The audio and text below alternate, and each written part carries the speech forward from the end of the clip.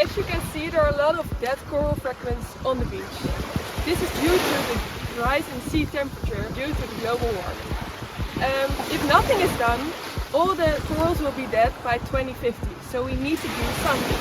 And that's why we're here this year for the IE&D minor as a group for the Indonesia Biru Foundation and Reef support, and we'll show you around our coral lab and what we have done so far to help IBF.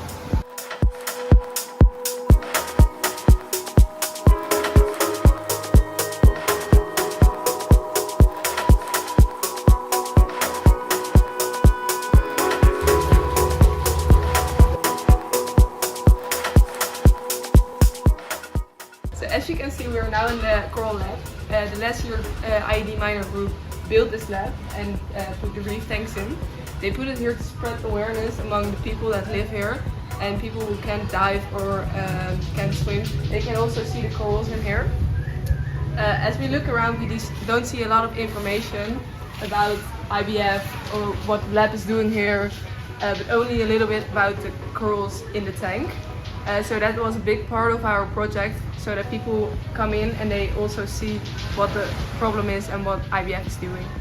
To give people around the lab more information about what the problem with the coral reefs is, we also, with the help of our donors, created this info board that is placed next to the lab. It is in English and in Bahasa Indonesia, so two-sided, for the local people and for international people coming by to read, to see what IBF is doing and how they are tackling this problem. When you entrance today, this is the first thing you see.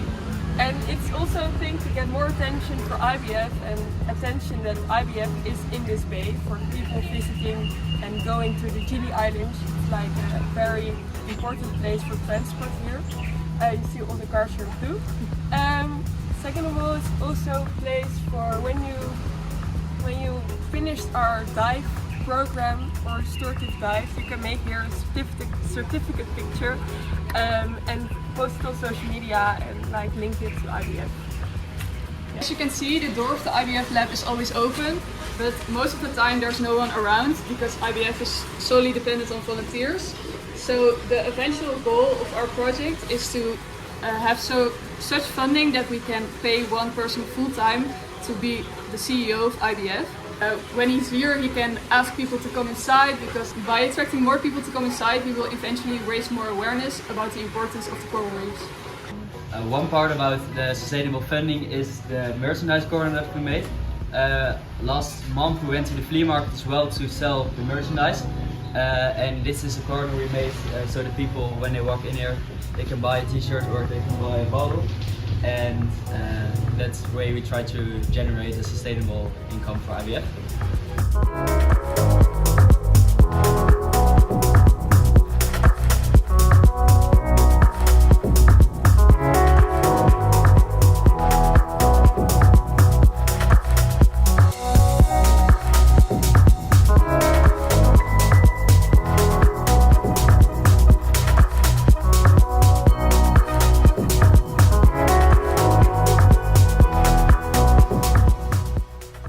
Next to attending eco-flea markets to represent IBF, we also did conservation work with them and we planted mangroves and even made the national news.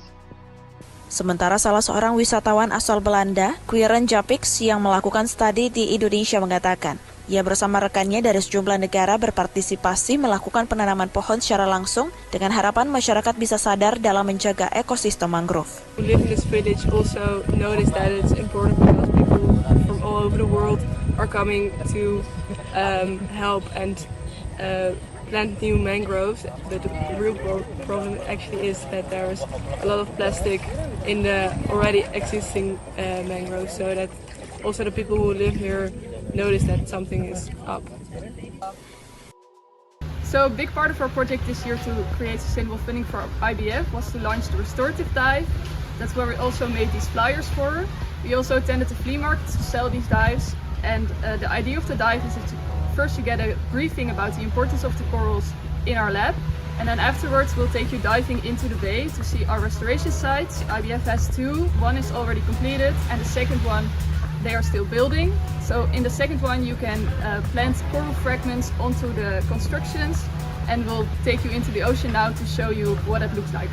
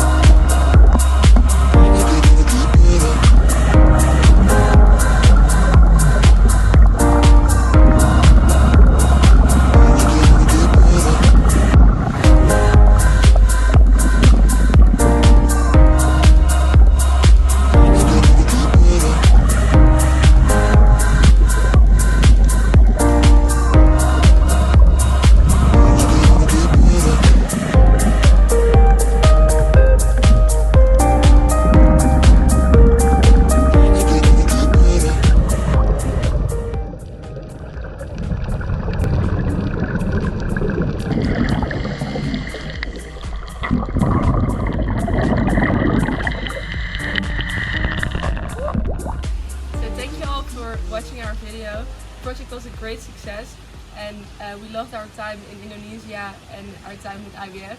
So also a special thanks to all of the donors. This couldn't happen without them.